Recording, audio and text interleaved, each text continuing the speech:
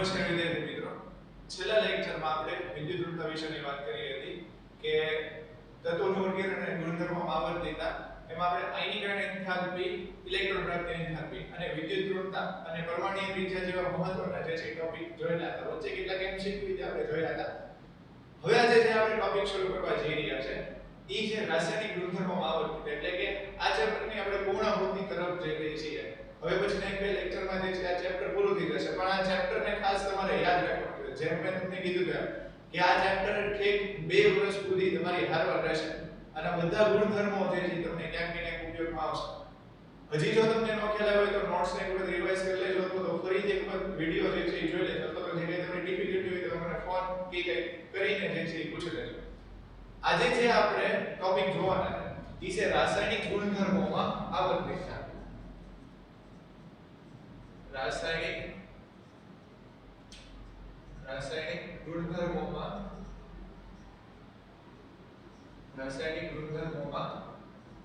આવર્તિતા.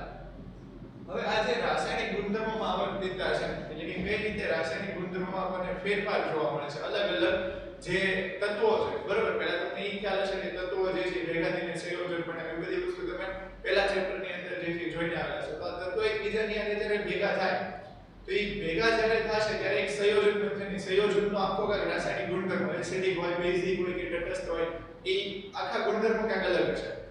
પણ આ સંયોજન છે ને એ બને છે કેમ? કે એ સંયોજન, ધારો કે આપણે એવું કહીએ કે H2O બને, તો H2O માં તમે એવું કહો કે બે હાઇડ્રોજન ને એક ઓક્સિજન હોય, તો એ કઈ રીતે બની, બનવા પાછળનું કારણ શું છે એ મુખ્ય તમારે જોવાનું છે. તો કે એમાં પહેલા આપણે જોઈએ તો કે ઓક્સિડેશન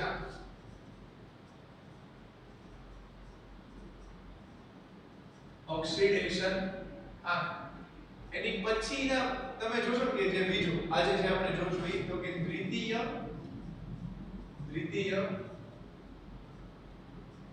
આવર્ત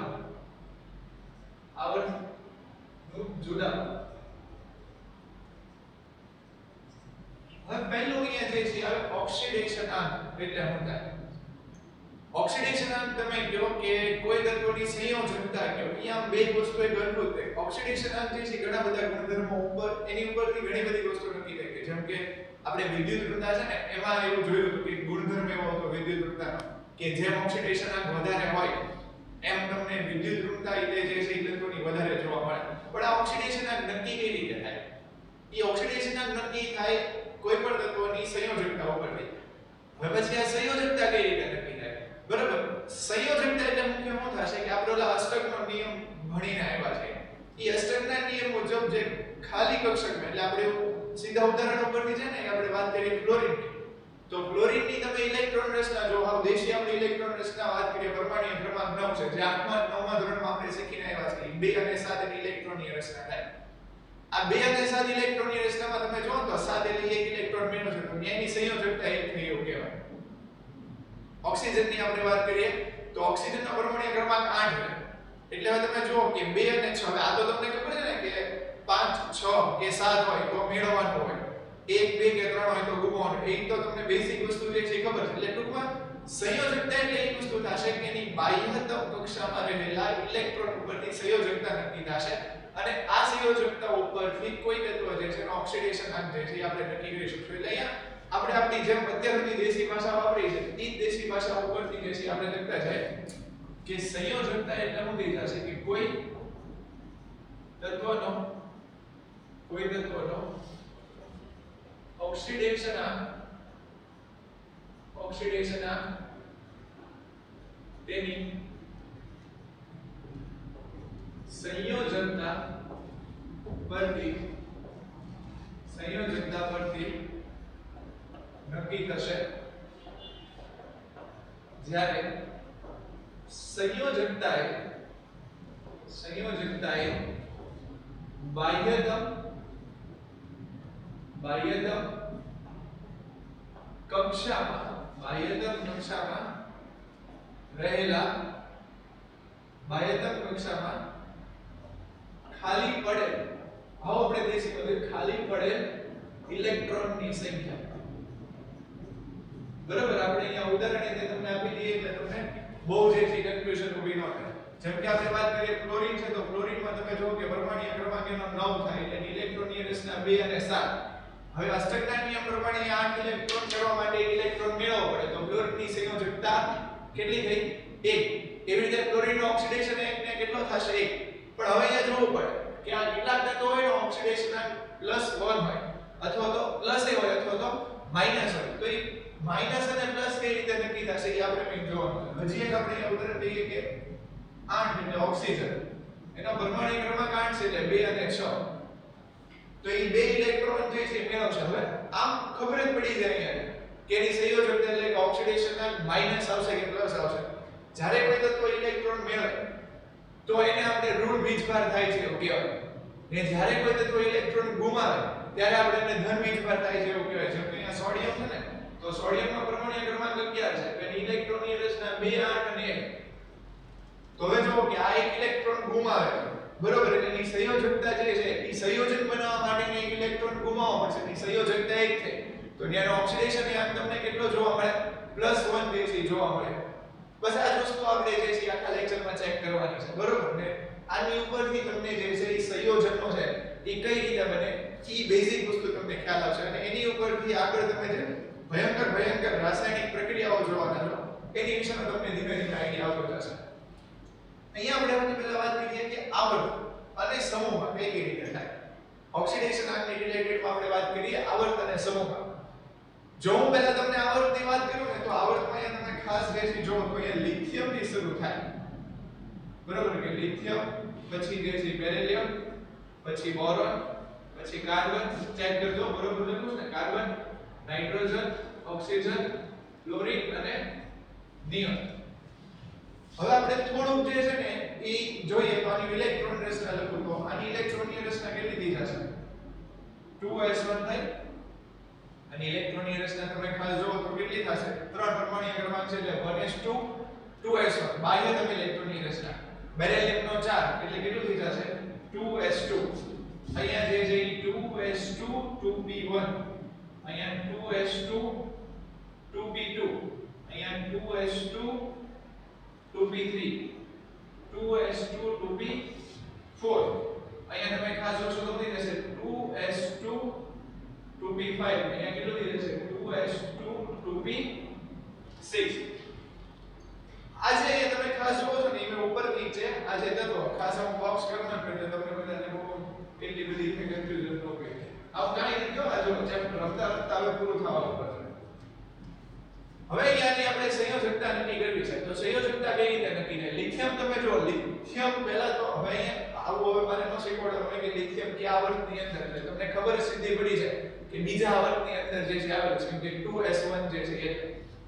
હવે અહીં આપણે વાત કરીએ કે લિથિયમ જે છે બીજા આવર્તની અંદર આવેલું છે એની તમે સંયોજકતા જે છે જુઓ ને તો કેટલી થાય 1 થાય. આની તમે સંયોજકતા જે છે જુઓ ને તો કેટલી થાય 2 થાય બરોબર ને. આ તમારી પાસે જે છે આની ઇલેક્ટ્રોનની રચના તમે જો બેરિલિયમ એટલે 2 2 એવું થાય 2 અને 4 અષ્ટકના નિયમ પ્રમાણે આપણે વાત કરીએ આમ હજી ઘણા લોકોને સ્પાર્ક નથી થતો 2 2 આવી રીતે બેરિલિયમની ઇલેક્ટ્રોનની રચના થાય 1 2 3 હોય તો એને આપણે ઘાગડી દેવાનો હોય બરાબર. 5 6 કે 7 હોય તો ત્યારે આપણે ઇલેક્ટ્રોન મેળવવાનો તો ત્યારે અહીંયાથી 2 ગુમાવશે એટલે એની સંયોજકતા 2. આની જે છે બોરોનની કેટલી થઈ જશે 3 થઈ જશે. આની તમને કેટલી જોવા મળશે 4. આવી રીતે નાઇટ્રોજનની તમને 3 5 ઓક્સિજનની જે છે તમને જોવા મળશે કે અલગ. અહીંયા તમને જોવા મળશે 1 અને 7 અહીંયા તમને જોવા મળશે 2 અને 6 અલગ અલગ રીતે અહીંયા તમને આ સંયોજકતા જોવા મળશે. સૌથી પહેલા જે છે ને આપણે એક ઉદાહરણ લઈને જે છે તમને વાત કરી કે ધારો કે એક સંયોજન છે આ OF2 અને Na2O. આ OF2 અને Na2O જે છે એમાં પહેલા તમે ખાસ જોવો તો તત્વો કેટલા છે હું અહીંયા લખી નાખું કે ફ્લોરિન એની પછી ઓક્સિજન અને એની પછી આપણે આપેલું છે સોડિયમ. વિદ્યુત ઋણતા આપણે જોઈએ. વિદ્યુત ઋણતા કોને કહેવાય પાછું ફરીથી તમને એક વખત યાદ દેવડાવી દઉં. વિદ્યુત ઋણતા એટલે શું થશે કે કોઈ એક તત્વ છે એ તત્વ ઈ જ્યારે બંધ બનાવે ત્યારે ઇલેક્ટ્રોનને પોતાની તરફ જ્યારે ખેંચે એટલે કે સહસંયોજક બંધમાં ભાગીદાર થયેલા ઇલેક્ટ્રોનને પોતાની તરફ જે ખેંચશે એને શું કહેવાશે એની વિદ્યુત ઋણતા એવું કહેવાશે. ફ્લોરિન ઓક્સિજન અને સોડિયમ આ ત્રણની અંદર જો મારે વિદ્યુત ઋણતાનો ઉતરતો ક્રમ કેવો હોય તો એનો ઉતરતો ક્રમ કઈ રીતે નક્કી થાય છે? ધ્યાનથી જો કે ફ્લોરિન, ઓક્સિજન અને સોડિયમ. તો એનો ઉતરતો ક્રમ કઈ આવી રીતે થશે? ફ્લોરિન, ઓક્સિજન અને સોડિયમ. આ જે છે એની વિદ્યુત ઋણતાનો ઉતરતો ક્રમ. વિદ્યુત ઋણતાનો ઉતરતો ક્રમ. ઘડીને જે છે ને ખાસ ધ્યાનથી રાખજો. એટલે આ જો પહેલું એક ઉદાહરણ શરૂમાં તમને ખ્યાલ આવી જશે ને તો આપણે તમને કઈ વસ્તુ ખબર એટલે કે વાંધો નહીં આવે, ખબર નહીં પડે એવું નહીં પણ વાંધો નહીં આવે. એક થી એટલે અહીંયા આખી વસ્તુ જો એક અહીંયાથી પકડજો. Lithium, beryllium, boron, carbon, nitrogen, oxygen, chlorine અને નિયમ. અહીંયા સંયોજકતા પહેલા થાય આની એક, આની સંયોજકતા બે. કેમ એની સંયોજકતા એક ને કેમ બે છે હમણાં મેં તમને કીધું એટલે પાછા મોઢે વાનો કરતા 1 2 3 4. પાછું અહીંયાથી ઘટવા માંડે. મેં 0 થી પહોંચે બરોબર ને 4 પછી એની સંયોજકતા ઘટીને અહીંયા નિયમ માટે તમે જોવો તો 0 અને 8 તમને જોવા મળે. કહું હમણાં ધીમે ધીમે બધી વસ્તુ ક્લિયર થશે. હું જે બોલ્યો ને કે 1 થી 4 ને પછી ઘટે એમ કઈ રીતે. આને ખાસો આમે એની વિદ્યુત ઋણતાનો ઉતરતો ક્રમ અહીંયા તમને લઈને લીધો ફ્લોરિન, ઓક્સિજન અને નાઇટ્રોજન માટે. એટલે ફ્લોરિન ની તો આપણને ખબર જ છે કે આવતી વિદ્યુત ઋણતા વધારે છે. ફ્લોરિન આ પહેલા એક સંયોજકની વાત કરીએ OF2. અહીંયા હું તમને એવું પૂછું કે OF2 માં ફ્લોરિન નો ઓક્સિડેશન આંક કેટલો છે અને ઓક્સિડેશન આંક ઓક્સિજન નો કેટલો છે?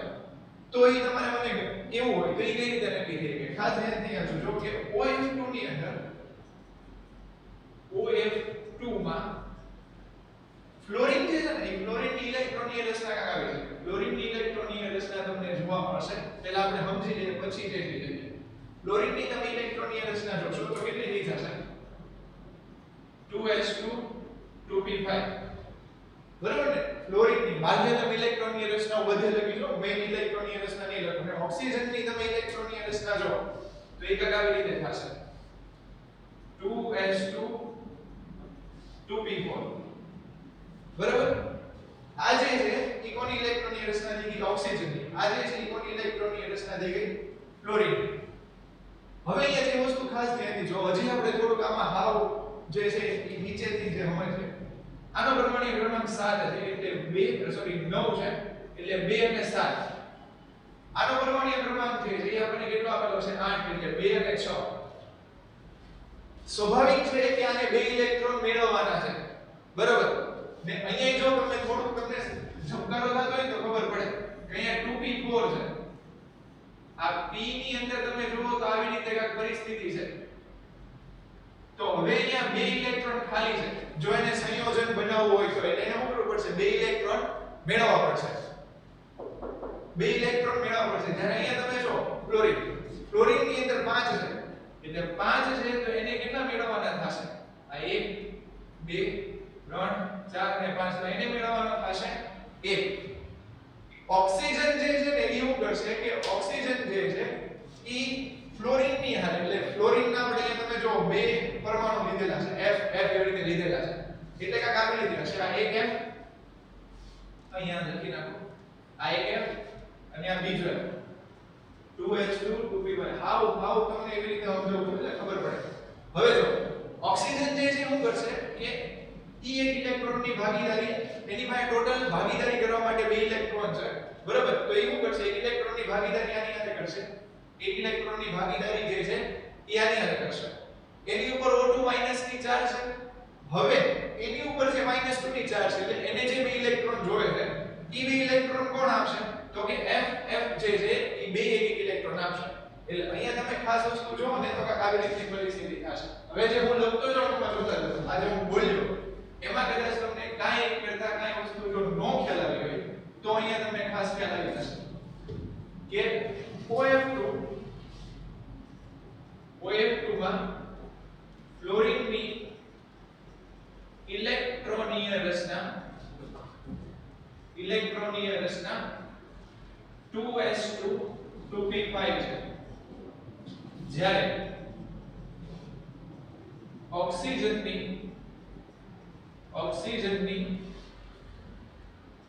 ઇલેક્ટ્રોનીય રચના 2s2 2p4 છે. એટલે આથી આ છે ઉપરની આપણે અહીંયા લખીએ એટલે તમને જે છે ને દેખાય આથી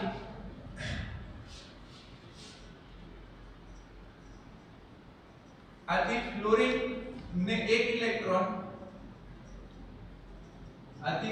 ફ્લોરીન ને એક ઇલેક્ટ્રોન જ્યારે ઓક્સિજન ને બે ઇલેક્ટ્રોન ભાગીદારીમાં જરૂર પડશે. આવું તમને ક્યાંક જ જોવા મળે છે. એટલે આવું ઇન ધ સેન્સ કે હાવ પ્યોર ભાષામાં તમને લખાવેલું હોય. એટલે આમ હવે તમને ખ્યાલ આવી જવો જોઈએ કે આ OF2 છે, બરાબર? તો આ OF2 હજી થોડુંક આમ ફરીની એકની એક જ વાત કરું તો ઓક્સિજન જે છે આ O2 માઈનસ છે, એટલે આને બે ઇલેક્ટ્રોનની જરૂર છે. અહીંયા F જે છે એને માઈનસ, એટલે કે આને એક ઇલેક્ટ્રોનની જરૂરિયાત છે, આને જે છે કેટલા ઇલેક્ટ્રોનની જરૂરિયાત છે? બે ઇલેક્ટ્રોનની. તો હવે તમે અહીંયા જો કે આ ઓક્સિજન જે છે એની ફરતે આમ બે ફ્લોરીન જે છે એક ફ્લોરીન અહીંયાથી ઇલેક્ટ્રોનની ભાગીદારી ઓક્સિજન આરે કરે, એક ફ્લોરીન અહીંયાથી ઓક્સિજન ની ઇલેક્ટ્રોનની ભાગીદારી કરે. પાછો આ ઇલેક્ટ્રોનમાં સમજી જાય બે જણા, અને જે છે OF2 એવું એક સંયોજન બનાવે. પણ આ તો વાત થઈ સંયોજનની. જો ફરીથી એક વખત કહું છું, ખાસ ધ્યાન રાખજો છેલ્લી વાત કે આ OF2 જે છે, બરાબર, આ OF2 ની અંદર ફ્લોરીન એક ઇલેક્ટ્રોનની ભાગીદારી આની હારે, આ ફ્લોરીન આની હારે, એટલે ઓક્સિજન નું કામ પતી ગયું. પણ ફ્લોરીન એવું કહે છે કે અમારું હું તો ઓક્સિજન એવું કહે છે કે હું તમને ભાગીદારી માટે એક ઇલેક્ટ્રોન આપું. ટૂંકમાં ઇલેક્ટ્રોનની જે ભાગીદારી કરીને OF2 સંયોજન બને. ઓક્સિડેશનના આપણો ટોપિક શરૂ હતો. હવે એને તમને એવું પૂછ્યું કે OF2 માં કોનો ઓક્સિડેશન આમ જે છે તમને જોવા મળે, એટલે કે કયો કેટલો કોનો ઓક્સિડેશન આમ જોવા મળે. OF2 માં તમે જોવો તો F ની વિદ્યુત ઋણતા તમારી પાસે વધારે છે. એ F ની વિદ્યુત ઋણતા વધારે હોવાને કારણે ફ્લોરીન જે છે ને એ તમને -1 ઓક્સિડેશન આંકમાં જોવા મળે. એટલે OF2 માં ફ્લોરીન -1 ઓક્સિડેશન આંક દર્શાવે છે. એટલે મેં જેમ તમને પણ કીધું ને કે OF2 માં ફ્લોરીન -1 ઓક્સિડેશન આંક દર્શાવે. એની સંયોજકતા તે તમે જુઓ ત્યાં કેટલી છે? 1 છે ફ્લોરીન. એટલે જેટલી એની સંયોજકતા હશે E ને એનો ઓક્સિડેશન આંક તમને દર્શાવશે. શરૂઆત તમે જે તમને વાત કરી એ ને સંયોજકતા એટલે શું થશે કે જેની બાહ્યતમ કક્ષામાં ખાલી પડેલ, એટલે કે અષ્ટકના નિયમ પૂર્ણ કરવા માટે જે ઇલેક્ટ્રોન ખૂટતા હશે એને શું કહેવામાં આવશે? એની સંયોજકતા. બહુ મગજની અંદર જે છે લોડ ભેગો ન કરતા. જો આ OF2 માં ખબર પડી હોય ને તો આ Na2O ની અંદર તમને ખબર પડી જશે. હવે ઓલી બધી વસ્તુ જે કરીને એ ઘડી ભૂલી જાવ. મેં જેવું કીધું કે આમાં એક ફૂટે કે બે ફૂટે એવું કાંઈ નહીં. સીધું પકડો કે આ બેની અંદર કોની વિદ્યુત ઋણતા વધારે છે. હવે મેં તમને ક્રમ લખીને દીધો કે ફ્લોરીન ની સૌથી વધારે, એની પછી ઓક્સિજન, એની પછી સોડિયમ. આ બેની અંદર કોની વધારે છે? તો કે ઓક્સિજનની વિદ્યુત ઋણતા સૌથી વધારે છે. આ ઓક્સિજનની વિદ્યુત ઋણતા વધારે છે તો શું કરશે? એ ઋણ બીજભાર ધરાવતો ઓક્સિડેશન આંક એનો હશે. જેમ આપણે અહીંયા વાત કરી ને કે OF2 માં ફ્લોરીનની વિદ્યુત ઋણતા વધારે છે તો એ -1 ઓક્સિડેશન આંક ધરાવે. તો અહીંયા ઓક્સિજનની વિદ્યુત ઋણતા વધારે છે એટલે એ ઋણ ઓક્સિડેશન આંક ધરાવે. પણ કેટલો ઋણ ઓક્સિડેશન આંક ધરાવે? તો કે -2 ઓક્સિડેશન આંક ધરાવે.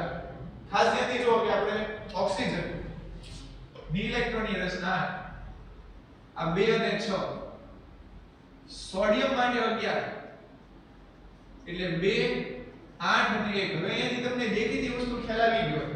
2 સોડિયમ લીધેલા છે, બરોબર? 2 સોડિયમ એટલે 2 Na+ અને પ્લસ છે. જો આ Na કોને? Na તમને નહીં. 2 8 અને 1 તો એક અહીંયાથી ગુમાવે, આ એક અહીંયાથી ગુમાવે, એટલે કે ભાગીદારી લો બે ગુમાવે એટલે આને કેટલા ઇલેક્ટ્રોનની જરૂરિયાત છે? 2 ઇલેક્ટ્રોનની જરૂરિયાત છે. એટલે અહીંયા આવી રીતે Na2O સંયોજન જે છે આખું બનશે. એટલે ખાસ અહીંયા તમે ધ્યાનથી જુઓ તો સમજી જશે કે Na2O માં ઓક્સિજનની વિદ્યુત ઋણતા અહીંયા વધારે છે. એટલે એને કારણે શું થઈ જશે તમે જુઓ ને તો આથી ઓક્સિજન -2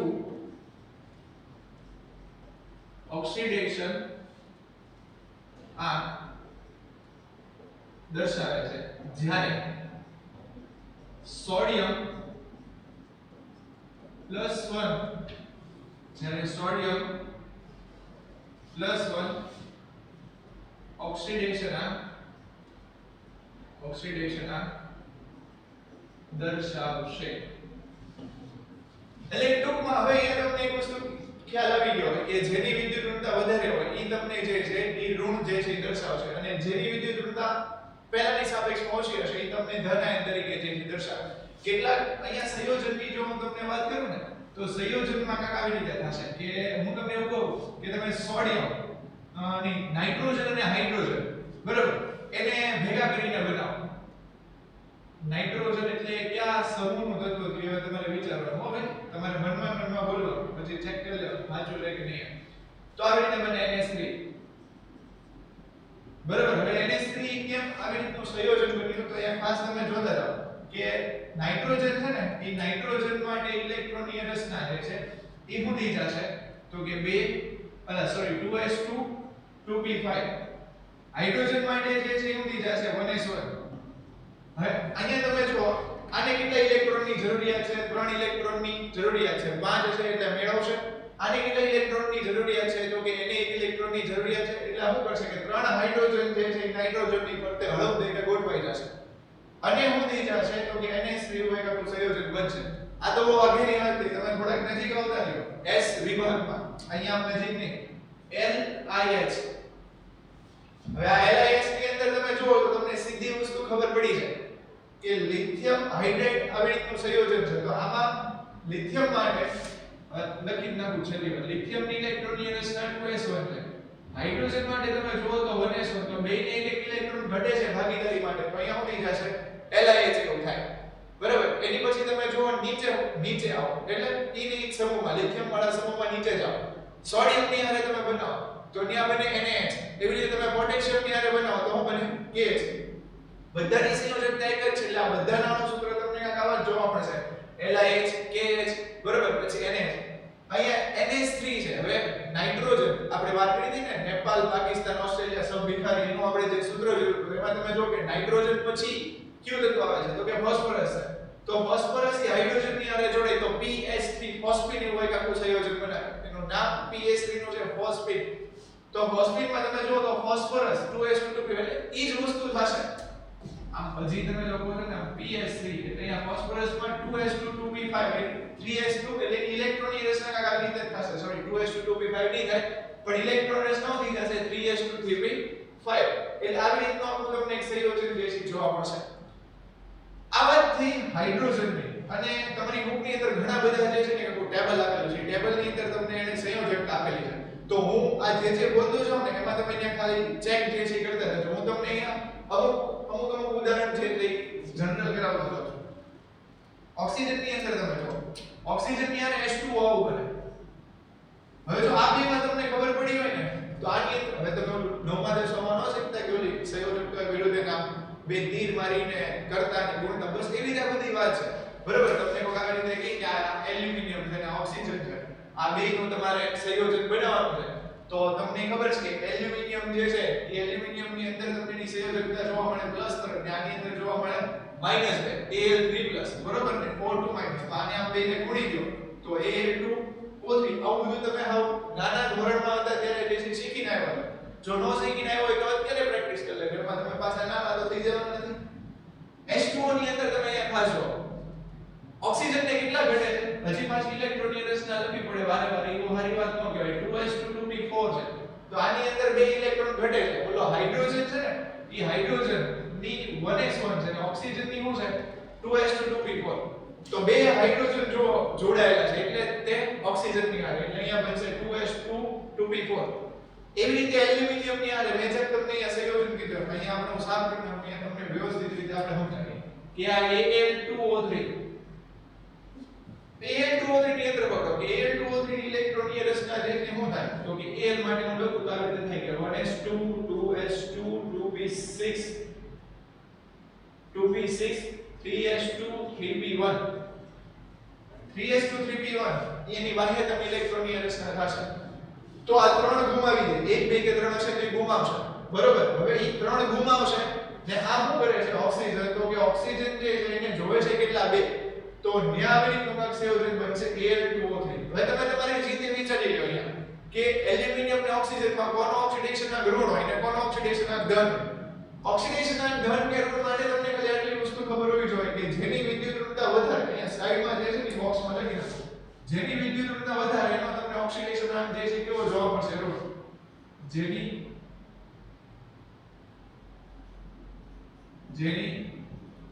વિદ્યુત ઋણતા વધારે તેનો ઓક્સિડેશન આ ઋણ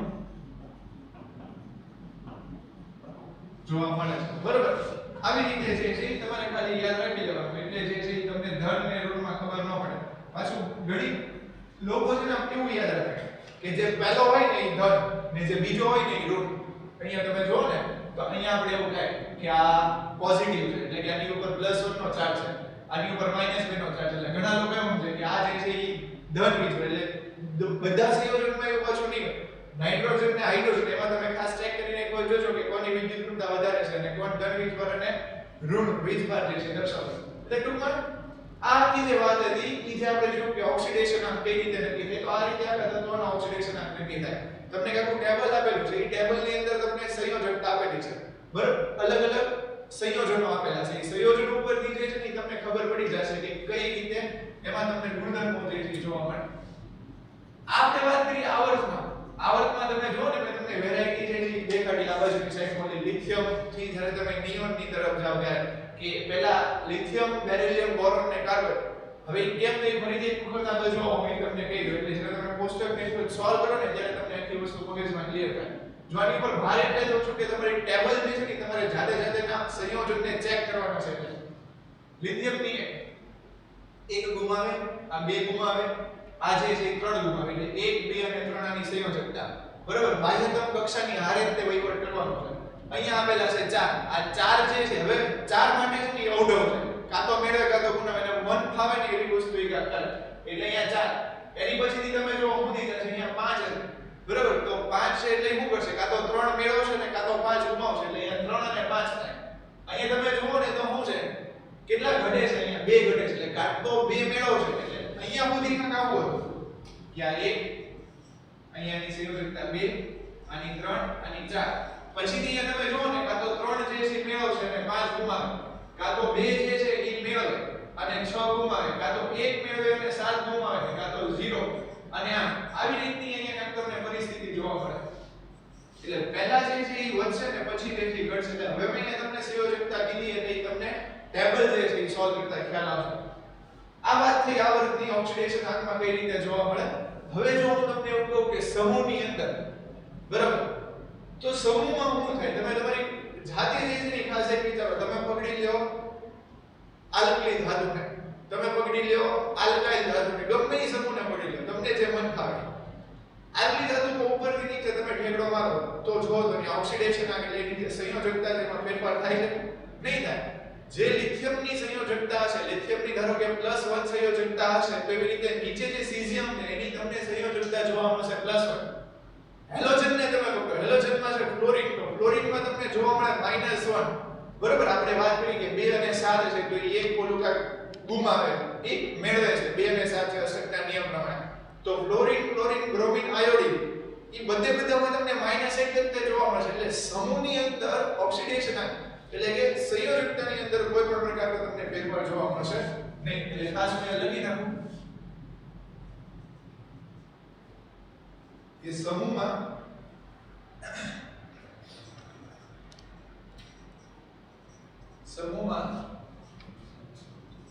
ઉપરથી નીચે તરફ જતા ઓક્સિડેશન આંક અથવા તો આ કોથળા એટલે કે કાંસની અંદર એવું લખું સંયોજકતામાં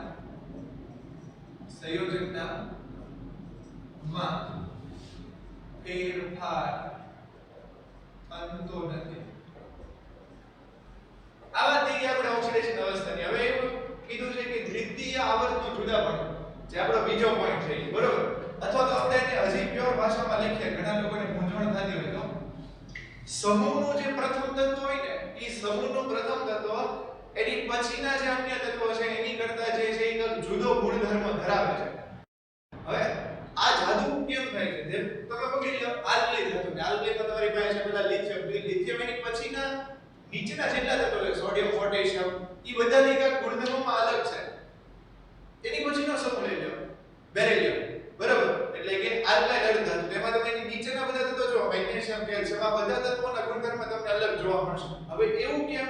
એ વસ્તુ આપણે અહીંયા જોવાની છે કે કેમ સમૂહનું પ્રથમ તત્વ બોરોન હોય તો એ નીચેથી અલગ ગુણધર્મ ધરાવે, ફ્લોરિન હોય તો એ નીચેથી અલગ ગુણધર્મ ધરાવે. ટૂંકમાં હવેનો જે આપણે પોઈન્ટ જોવાનો છે રાસાયણિક ગુણધર્મમાં આવર્તિતતાનો બીજો મુખ્ય પોઈન્ટ આપણે એ છે કે સમૂહનું પ્રથમ તત્વ છે એ કઈ રીતે અન્ય તત્વોથી જુદાપણું જે છે દર્શાવે છે. એટલે ખાસ અહીંયા તમે જોવો ને તો ટાઇટલ એક આપી દો કે દ્વિતીય આવર્તથી જુદાપણું. અહીંયા હું લખું ખાસ તમે જો કે પહેલો સમૂહ જે છે એ લખું આલ્કલી, આલ્કલી હેલિના કી રબડી સબસર્ફેસ કેવો આપણે એક સૂત્ર હતું એટલે આપણે ખાલી આટલાની જ જરૂર છે લિથિયમ, બરાબર? એની પછી તમે જોવો તો આ જે છે એ આલ્કાઇલ અર્ધધાતુ બેટા માંગે કાર સ્કૂટર બાપ રોય, પણ આપણે ખાલી અહીંયા બેટાનું તે કામ છે, બરાબર? એટલે આપણે બેટાને પકડી એની પછી આપણે લઈએ બોરોન સમૂહ, બરાબર? એટલે બોરોન બોરોન રેડી. બેંગન, આલુ, ગાજર, ઇન્હેલા. અત્યારે આપણે ખાલી બેંગન એટલે રીંગણાનું નામ છે. બોરોન પછી જે આપણી પાસે હતો એ કાર્બન સમૂહ હતો. અહીંયા બધું ભૂલી નથી ગયા ને, એની અંદર અઘરું થાય. કહે સીતાજી, કહે સીતાજી સુન પ્રભુ. આમાં આપણે ખાલી કાર્બનનું કામ છે. એટલે હવે અહીંયા તમે ખાસ ધ્યાનથી જુઓ તો તમને ખબર પડે લિથિયમ જે છે એની પછીના બધા તત્વોથી જે છે એક જુદાપણું દર્શાવે છે. એટલે કે સોડિયમ, પોટેશિયમ, રૂબેડિયમ. બેરિલિયમ છે એ મેગ્નેશિયમ, કેલ્શિયમ અને સોડિયમથી જુદાપણું દર્શાવશે. એવી રીતે 1 થી 18 સમૂહની અંદર જેટલા પ્રથમ તત્વો હશે એની નીચેના બધા તત્વોથી જુદાપણું દર્શાવશે. હવે એવું કેમ?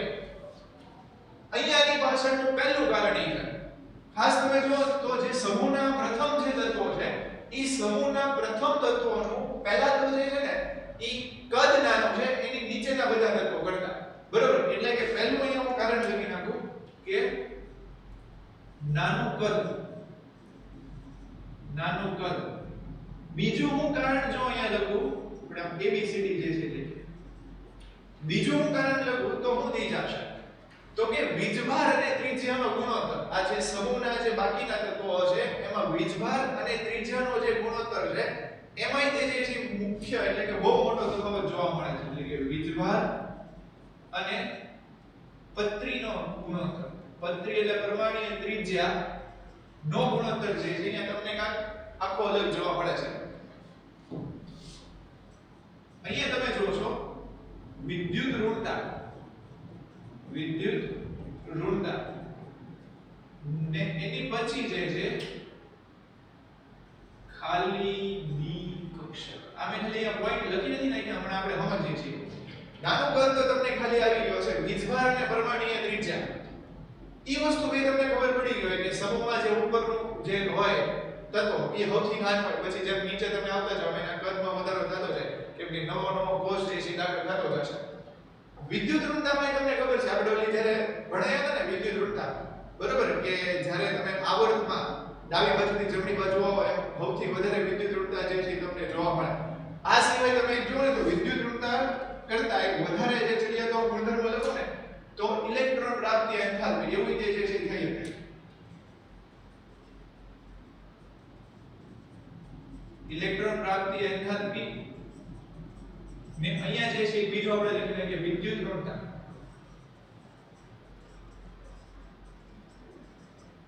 અહીંયા તમે જુઓ તો અપવાદ આપણને ઇલેક્ટ્રોન પ્રાપ્તિ એન્થાલ્પીમાં ક્યાંક જોવા મળ્યો હતો ઓલા ક્લોરીન અને ઓક્સિજનમાં. ખાલી ડી કક્ષક, બરોબર? ખાલી ડી કક્ષક એટલે કેવી રીતે? આ બધામાં તમે જુઓ ને તો કાંઈક આવી રીતે જ છે 2s, અહીંયા 2s, અહીંયા 2s અને 2p, અહીંયા 2s અને 2p. એટલે અહીંયા બધે જ છે. હવે તમે વિચારો કે 2s છે ને 2s ની અંદર પહેલા તો કેટલા ઇલેક્ટ્રોન જે છે એ આવે, બરાબર, 2 ઇલેક્ટ્રોન આવે. p ની અંદર કેટલા ઇલેક્ટ્રોન આવે? p ની અંદર જે છે એ 3 ઇલેક્ટ્રોન યુગ્મની જોડ આવે, એટલે કે ટૂંકમાં s ની અંદર 2 ઇલેક્ટ્રોન, p ની અંદર જે છે એ 6 ઇલેક્ટ્રોન, ટોટલ આની અંદર 8 ઇલેક્ટ્રોન, અથવા તો એવું કહો કે 4 ઇલેક્ટ્રોનની પેર આવે. નીચે તમે જાઓ ને એટલે 3s, અહીંયા 3s, અહીંયા 3s 3p, અહીંયા 3s 3p, એટલે વધ્યું કાં, બરાબર. આ મુખ્ય જે છે એને કારણે છે આખો ગુણધર્મ અલગ જોવા મળે છે. આ સિવાય આ જે લિથિયમ જે છે ને એ લિથિયમ અને મેગ્નેશિયમ, બેરિલિયમ, એલ્યુમિનિયમ ને બોરોન અને સિલિકોન, આ જે સંયોજનો જે છે એ સંયોજનો વચ્ચે વિકર્ણ સંબંધ જોવા મળે. એટલે કે આના કા ગુણધર્મો જે છે ને એ આપણને એક હરખા જોવા મળે, સમાન જેવા આના ગુણધર્મો જોવા મળે. ને એના સમાન જેવા ગુણધર્મોને કારણે એમાં તમને વિકર્ણ સંબંધ જોવા મળશે. એટલે કે સમૂહનું પ્રથમ તત્વ પાડોશી સમૂહના દ્વિતીય તત્વ સાથે સમાન ગુણધર્મ ધરાવે છે. એટલે અહીંયા તમને કેવો સંબંધ જોવા મળશે? વિકર્ણ સંબંધ જોવા મળશે. અહીંયા હું લખી નાખું કે સમૂહનું પ્રથમ તત્વ બાજુના સમૂહના, આવ પ્યોર માં આપણે લખ્યું છે, બાજુના સમૂહના દ્વિતીય તત્વ સાથે સમાન ગુણધર્મો ધરાવે છે. સમાન ગુણધર્મો ધરાવે છે. આથી વિકર્ણ, જેને વિકર્ણ સંબંધ કહે છે, જેને વિકર્ણ સંબંધ કહે છે. આ પહેલું જે એવું કહેવાય ને કે પહેલો આપણે ભાગ જોયો. બીજો હું અહીંયા તમને મુખ્ય ભાગ કહું તો જેમ મેં તમને કીધું એમ, જો લિથિયમ, બેરિલિયમ, બોરોન, કાર્બન, આ બધાની અંદર 2s 2s અને 2s 2p કક્ષકો છે. હવે 2s અને 2p કક્ષકની અંદર 2s 2p કક્ષકમાં 8 ઇલેક્ટ્રોન અને 4 ઇલેક્ટ્રોન યુગ્મની જોડ, 4 ઇલેક્ટ્રોન યુગ્મની જોડ દાખલ થઈ શકે.